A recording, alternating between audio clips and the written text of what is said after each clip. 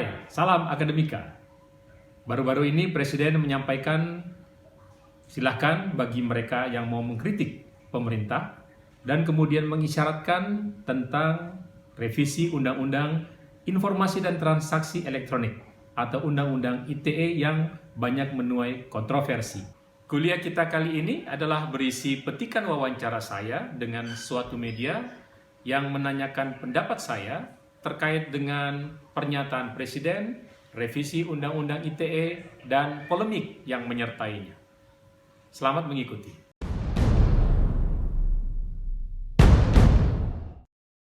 One, two, three, four. Satu jalur, sejuta info. Assalamualaikum warahmatullahi wabarakatuh. Kembali lagi kita berjumpa di podcast Jalur Info. Satu jalur, sejuta info. Tamu kita kali ini adalah Bapak Profesor Judariksawan SHMH. Assalamualaikum, bagaimana kabar Prof? Waalaikumsalam warahmatullahi wabarakatuh. Sehat, alhamdulillah. Gimana kabar ini dengan Mas siapa? Dengan Safar Hamid, Prof. Pak Safar Hamid. Baik, sehat Ya. Pak Safar ya? Baik, sehat Prof. Alhamdulillah. Alhamdulillah, ya. Ya, Prof. Baru-baru ini Bapak Presiden Jokowi memberikan pernyataan bahwa beliau mengharapkan masyarakat untuk lebih aktif untuk mengkritik pemerintah. Tapi di lain sisi masyarakat kita dihadapkan pada undang-undang ITE, di mana beberapa pihak menuding bahwa pasal-pasal karet atau multitafsir di undang ITE kadang-kadang menjadi biang pemicu untuk mengkriminalisasi pihak-pihak yang dianggap kritis terhadap pemerintah. Berdasarkan data yang dilansir oleh salah satu media online bahwa pada tahun 2020 setidaknya ada paling sedikit 100 orang yang dilaporkan terkait dengan pelanggaran Undang-Undang ITE. Baru-baru ini juga Pak JK merespon permintaan dari Pak Jokowi terkait dengan supaya masyarakat lebih aktif mengkritik. Pak JK mengatakan bahwa persoalannya adalah bagaimana masyarakat memberikan kritik kepada pemerintah tanpa dipanggil polisi. Bagaimana Prof melihat fenomena ini? Ya, ini pertanyaannya beruntun ini. Kita mulai pelan-pelan ya. Yeah. Pelan-pelan dulu dengan kita akan memulai dengan mencoba mencermati mengapa sampai Bapak Presiden menyampaikan pernyataan demikian. Suatu hal yang mungkin diperoleh informasi oleh Presiden dari baik jajaran kementerian ataupun staf atau mungkin laporan yang diterima oleh beliau menunjukkan bahwa di dalam masyarakat ada semacam kegundahan ketika mereka mencoba untuk menyampaikan aspirasi terkait dengan proses pemerintahan, proses berkehidupan berkenegaraan dan sebagainya, yang kemudian dikaitkan lagi dengan tadi Anda menyebutkan tadi bahwa ada banyak sekali kasus-kasus yang terjadi dengan menggunakan Undang-Undang Informasi dan Transaksi Elektronik sebagai alat untuk menyelesaikan suatu persoalan hukum atau peristiwa hukum. Nah, mungkin atau buat saya apa yang disampaikan oleh Presiden itu sesungguhnya adalah suatu respon yang positif ya seharusnya, karena selain meminta untuk dikritik kan kemudian Presiden juga mengisyaratkan kemungkinan dibukanya proses untuk revisi Undang-Undang ITE.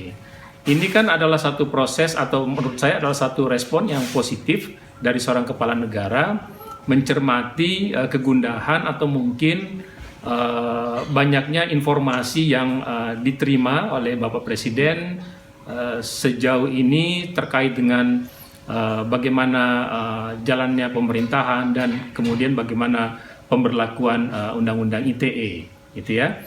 Sehingga saya pada posisi untuk menyatakan mari kita mengambil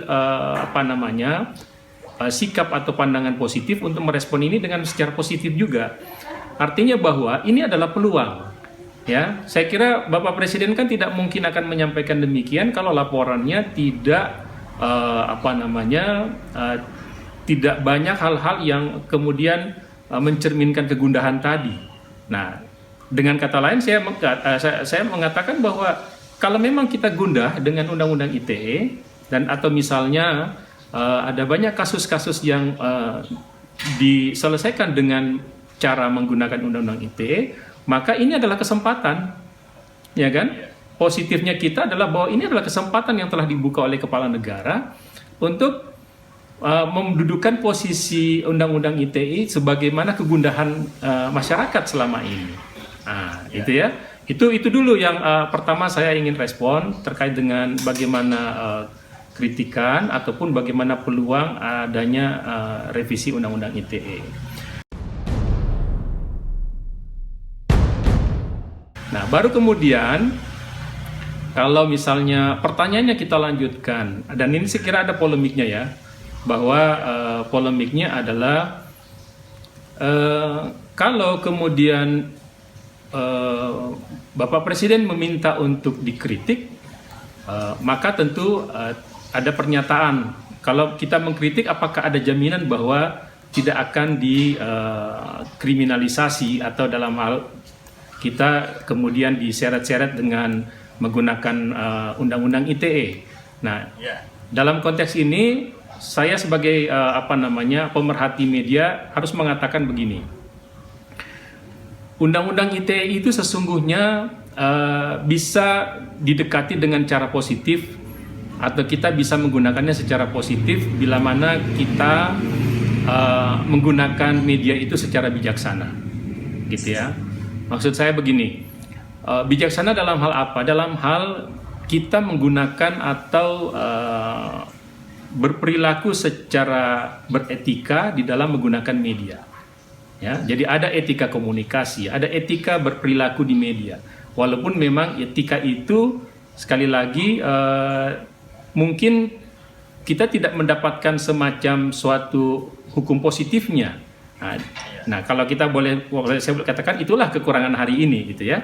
Nah, jadi kalau misalnya mengkritik adalah sesuatu yang dibolehkan dan memang itu harus dilakukan, gitu ya. Jadi kalau pemerintah melakukan suatu kekeliruan atau ada satu kebijakan yang mungkin tidak sesuai dengan peraturan perundang-undangan, ya saya kira setiap warga negara punya hak untuk melakukan kritikan. Nah, tetapi tentu di sini adalah kritik itu seperti apa, gitu ya. Kritik itu kan bukan mengata-ngatai pribadi seseorang. Kritik itu tidak menggunakan kata-kata yang kemudian berisi fitnah atau hoax. Ya, saya kasih contoh misalnya, ada pembangunan jalan, terus pembangunan jalan itu ternyata tidak memenuhi harapan masyarakat. Nah, masyarakat tentu bisa mengkritik dengan mengatakan masyarakat itu sebenarnya butuh jalannya yang seperti ini. Ada fakta yang dalam masyarakat yang diinginkan, gitu ya. Ada fakta kebutuhan masyarakat. Tapi kemudian yang dibangun adalah jalan yang berbeda. Nah, pemerintah dalam konteks ini kan tentu harus tidak boleh menganggap ini sebagai suatu pencemaran nama baik. Enggak, karena kebutuhan itulah yang dirasakan oleh masyarakat. Nah, di situ ya. Terus yang berikutnya adalah bahwa kalaupun kita mengkritik, tentu di dalam kritikan itu menggunakan sopan santun dalam penggunaan bahasa atau diksi. Saya kira ini mengajarkan kita bagaimana cara kita berkomunikasi secara bijaksana dan menunjukkan martabat kita sebagai seorang manusia, saya kira. Satu hal yang mungkin dilupakan dan ini seringkali saya sampaikan dalam ruang-ruang kelas. Media atau media sosial itu kan adalah sesuatu yang sifatnya publik, gitu ya. Kita menggunakan media sosial itu sesungguhnya kita sedang berada di ruang publik. Kita tidak berada dalam ruang akun pribadi yang hanya kita saja yang bisa menikmati, hanya kita saja yang menontonnya, melihatnya, mendengarnya. Tapi ketika kita masuk dalam sosial media, maka sesungguhnya kita seolah-olah berada dalam ruang publik yang banyak orang di dalamnya, gitu ya. Ya, misalnya dalam suatu ruang publik itu misalnya apakah itu sekolah atau ruang publik pasar dan sebagainya, itu kan ruang publik semua. Ya, kita kalau masuk di sosial media itu seolah-olah seharusnya kita menganalogikan kita sedang berada di ruang publik itu, gitu. Nah, seringkali kita lupa, kita bikin akun sosial media seolah-olah ya ini kan akun saya, ini kan HP saya, ya terserah saya mau ngomong apa. Ya itu keliru juga menurut saya, gitu kan. Sehingga diksinya akan terserah kita. Padahal coba bayangkan kalau misalnya Anda berada di sekolah, Anda berada di ruang publik yang secara tatap muka dengan orang, apakah berani menggunakan atau memang pantas menggunakan diksi-diksi yang menghina seperti munculnya atau seringnya kita temukan di sosial media. Tentu saja kan ini satu hal yang tidak sama. Padahal seharusnya menurut saya analoginya harus disamakan, gitu. Karena sosial media adalah ruang publik juga. Gitu, Mas.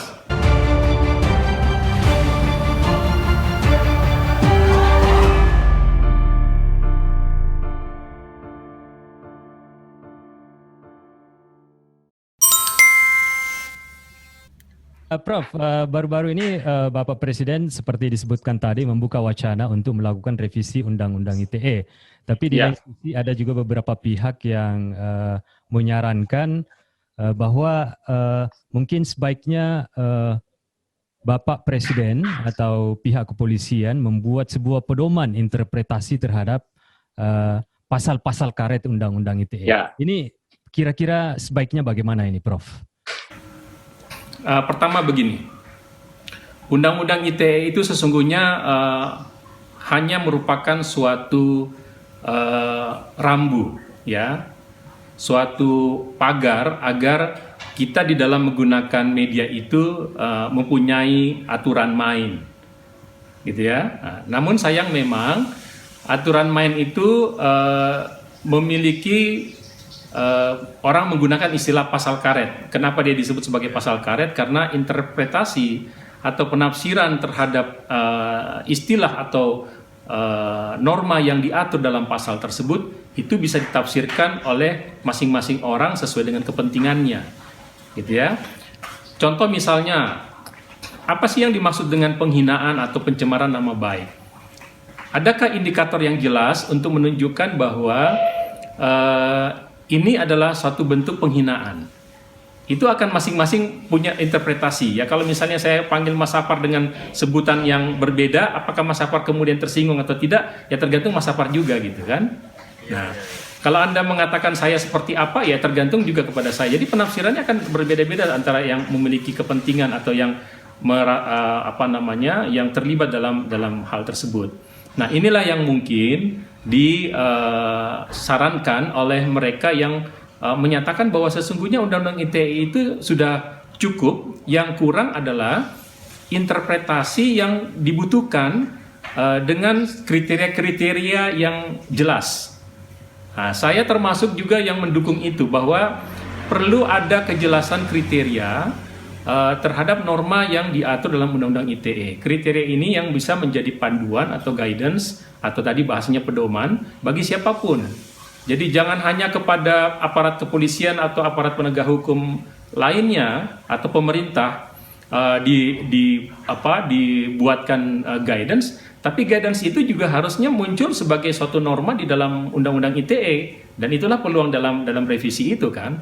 Nah, guidance itu juga harus memandu masyarakat untuk bisa memilah dan memilih mana diksi atau mana hal yang merupakan sesuatu yang tidak pantas dilakukan di media sosial atau di internet, atau mana yang seharusnya dia lakukan. Nah, sehingga nanti kemudian ketika terjadi konflik ataupun peristiwa hukum terkait dengan itu tidak serta-merta timbul karena adanya friksi terhadap penafsiran, bukan karena kepentingan golongan tertentu atau kepentingan politik tertentu, atau mungkin ada keinginan untuk misalnya mencederai nama baik seseorang dan sebagainya, gitu ya. Nah, sekarang kan tidak ada panduan seperti itu bagi masyarakat. Jadi jangankan aparat kepolisian, masyarakat sendiri pun kita menjadi ragu-ragu kalau misalnya kenapa tadi ada bahasa diksi bagaimana caranya mengkritik supaya tidak ditangkap, gitu kan. Itu karena tidak ada, karena adanya keraguan-raguan kita, karena tidak ada petunjuk yang jelas tentang kriteria mana yang boleh dan mana yang tidak, gitu.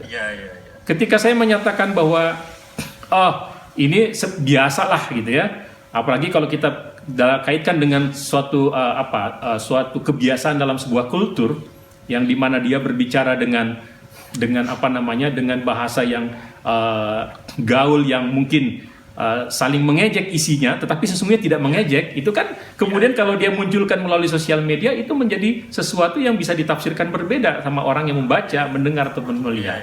Nah seperti itu yang mungkin saya bisa tanggapi terkait dengan adanya keinginan untuk membuat pedoman, gitu ya. Iya.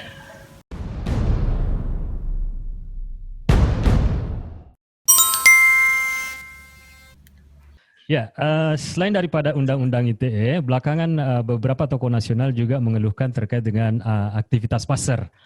Ya, seperti misalnya Bapak Kwik Kianggi sempat mengungkapkan bahwa dia lebih cenderung takut untuk menyampaikan kritik di masa sekarang ini dibandingkan dengan masa sebelumnya, karena ada aktivitas pasar yang lebih cenderung untuk membahas pribadi orang yang mengkritik dibandingkan membahas terkait dengan esensi kebijakan yang didiskusikan di media sosial. Bagaimana Prof melihat hal ini? Ya, memang fenomena buzzer ini menjadi fenomena dalam kerangka politik ya, terutama munculnya pada masa-masa kampanye yang kita dengarkan atau yang kita pernah diskusikan dengan beberapa teman. Fenomena buzzer ini memang menjadi satu fenomena yang perlu dicermati secara bijaksana dalam kerangka dalam kerangka Undang-Undang ITE misalnya. Apa yang dikatakan oleh tadi istilah Anda menceritakan hal-hal yang buruk dari seseorang ya, atau dalam istilah netizen itu doxing gitu ya. Jadi kalau kita berseberangan terus kemudian tim buzzer melakukan doxing terhadap pribadi seseorang. Kalau kriteria dalam Undang-Undang ITE itu sangat jelas, gitu ya. Perilaku doxing itu kan juga sesungguhnya merupakan suatu perilaku yang bisa kita dekati dengan Undang-Undang ITE, gitu kan ya. Sehingga penanganannya juga harus sesuai dengan hukum dan sesuai dengan kriteria yang ada. Hanya saja kan memang dalam kondisi saat sekarang ini, ketika perilaku doxing itu dilakukan, itu kemudian yang anonimus atau akun-akun anonim itu kan menjadi sulit dilacak.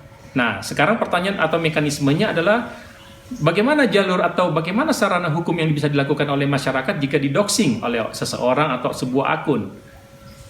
Apa solusinya? Apakah tetap juga harus melaporkan kepada kepolisian karena ini merupakan suatu tindak pidana? Itu kan akan panjang atau repot gitu.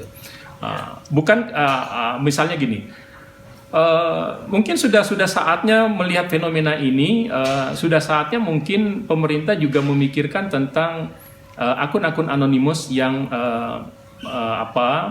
yang bisa didekati dengan pendekatan aturan main di dalam internet ini gitu ya, sehingga akun-akun anonimus ini juga bisa dipertanggungjawabkan bila mana memang apa yang menjadi cuitan ataupun yang disebarkan melalui media elektronik itu juga bisa tersentuh oleh aturan main gitu. Itu sih kalau tanggapan saya. Tapi dengan catatan begini, kalau memang buzzer itu memang menjadi sesuatu yang faktual gitu ya, dan menurut pendapat sebagian besar orang itu ada gitu ya, dan bahkan ada data-data yang katanya bisa mereka perlihatkan, seharusnya semua pihak juga harus bisa mencegah adanya tim buzzer yang memang bertujuan buruk terhadap pribadi seseorang. Karena begini, kalau ada seseorang yang kemudian bukan mengoperasikan, tapi bahasanya kalau ada seseorang yang mengetahui ada atau ingin mencederai orang lain, nama baik orang lain, atau ingin menjegal lawan politiknya, terus kemudian dengan maksud untuk itu terus menggunakan tim buzzer, ya tentu saja ini suatu niat yang sudah bertentangan dengan hakikat kita bermedia gitu kan. Karena media itu kan seharusnya adalah net neutrality, atau media itu netral tergantung dari orang yang menggunakannya, sehingga tujuan dari penggunaan media itu kan seharusnya untuk bertujuan baik, tujuannya untuk bermanfaat, penggunaannya harus bijaksana. Itu kan nilai-nilai luhur untuk bermedia gitu. Jadi media itu kan bukan untuk sarana kejahatan, walaupun memang ada juga orang yang menggunakannya. Dan ketika orang itu menggunakan untuk sarana kejahatan, ya seharusnya pelakunya bisa diproses secara hukum gitu. Nah, tinggal kemudian perlu memang sekali lagi karakter atau kriteria yang khusus yang kita perjelas, sejauh mana misalnya seperti misalnya gini, kalau saya kasih contohkan dalam konteks pers gitu ya, pers itu kan juga punya punya hak untuk menyampaikan informasi, tetapi informasinya kan tentu harus faktual, benar adanya gitu kan, terus kemudian bisa dipertanggungjawabkan. Nah, terus kalau misalnya dia dari seseorang yang bermaksud untuk memang mencederai orang lain dengan data-data yang membuat satu pihak tertentu merasa tercemarkan, ya saya kira itu kan adalah sudah ada niat buruk di dalam penggunaan media gitu ya. Jadi tidak lagi bermaksud untuk menggunakan media secara bijaksana. Nah, saya kira itu harus ada aturannya, dan itu harus bisa menjadi salah satu kriteria yang mungkin bisa dipikirkan kalau kita ingin merevisi Undang-Undang ITE seperti itu. Jadi fenomena-fenomena ini yang mari kita kumpulkan. Saya begini, ketika ada yang menanyakan pada saya, tempo hari juga ada wawancara dengan koran, saya mengatakan begini, untuk revisi Undang-Undang ITE, kita perlu satu kajian komprehensif, gitu ya. Kita perlu kajian komprehensif dalam arti bahwa mari kita membuat sebuah studi terkait dengan persoalan ini. Studi itu misalnya, apakah benar persoalan yang kita hadapi hari ini adalah persoalan substansi normanya? Ya kan? Nah, sejauh mana substansi norma ini kemudian menjadi akar masalah dari fenomena yang ada, sehingga menimbulkan keinginan semua pihak untuk melakukan revisi, termasuk Presiden juga sudah mengisyaratkan gitu ya untuk meninjau atau melakukan revisi itu. Nah, apakah benar substansinya? Ya, kan? Karena kalau misalnya ukuran substansinya, tentu kita harus pertimbangkan. Kalau misalnya bahasa sederhananya begini, dengan substansi yang ada sekarang saja, gitu ya, itu kita masih menemukan banyak sekali persoalan di media gitu. Iya. Ya kan, banyak sekali orang yang kemudian menggunakan media dengan menyebarkan hoax, menyebarkan doxing dan sebagainya. Iya. Nah, bayangkan kalau substansi itu terus kemudian diubah dengan pendekatan yang lebih halus. Ya, kan? Prof, ini kan banyak kasus-kasus faktual juga yang kita temukan terkait dengan jurnalistik ini. Beberapa kasus belakangan ini ada beberapa produk-produk jurnalistik yang dipidanakan, walaupun seharusnya menggunakan undang-undang pers. Ini bagaimana ini, Prof? Ya, nah ini juga termasuk salah satu masalah gitu, masalah yang harus dipecahkan terkait dengan kriteria-kriteria tadi. Tetapi sebentar, sebelum saya ke sana ke pers itu, tadi saya ingin lanjutkan dulu tentang studi itu. Jadi saya lihat ada dua dimensinya, gitu ya. Yang pertama adalah apakah memang substansinya bermasalah. Yang kedua, apakah penegakannya yang bermasalah.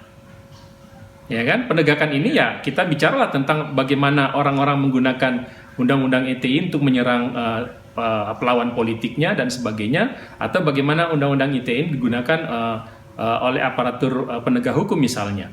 Nah, itu dianalisis semuanya, terus kemudian kita akan mencari satu rumusan bahwa sesungguhnya akar masalah kita itu terjadi pada sisi yang mana. Kalaupun kedua-duanya berarti harus kedua-duanya diperbaiki.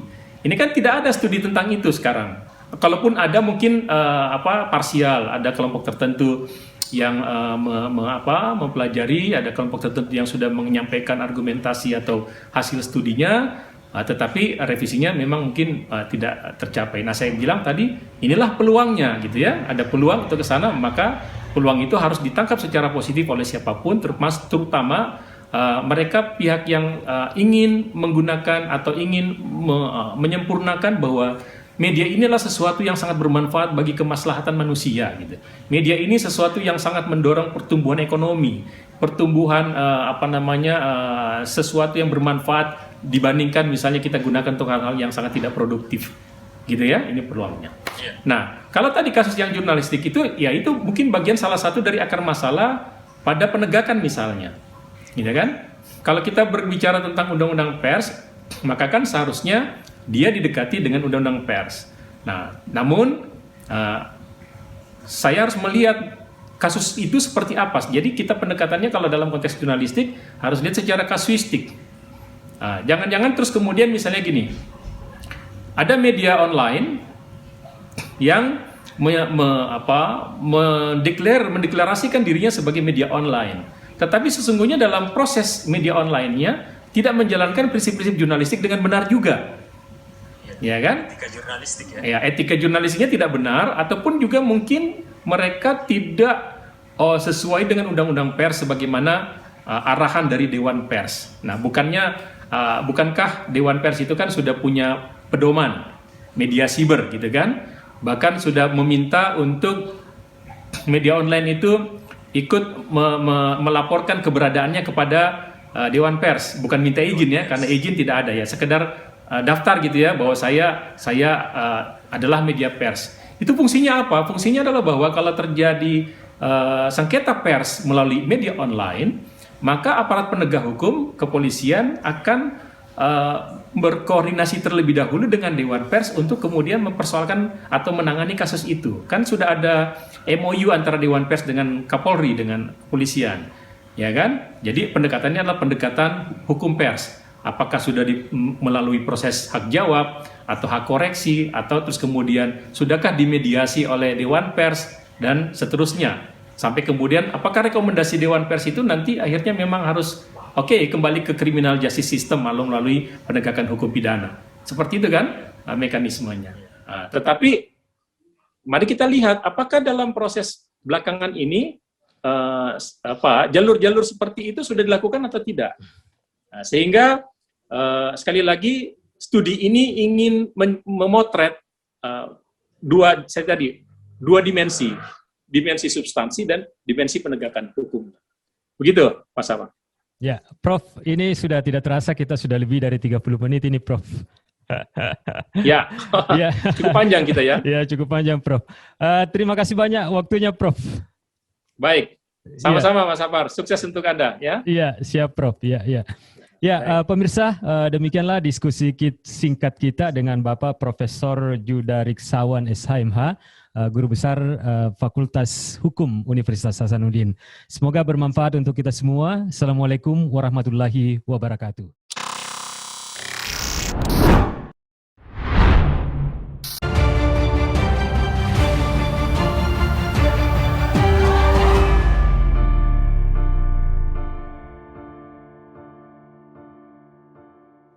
Demikian kuliah kita kali ini.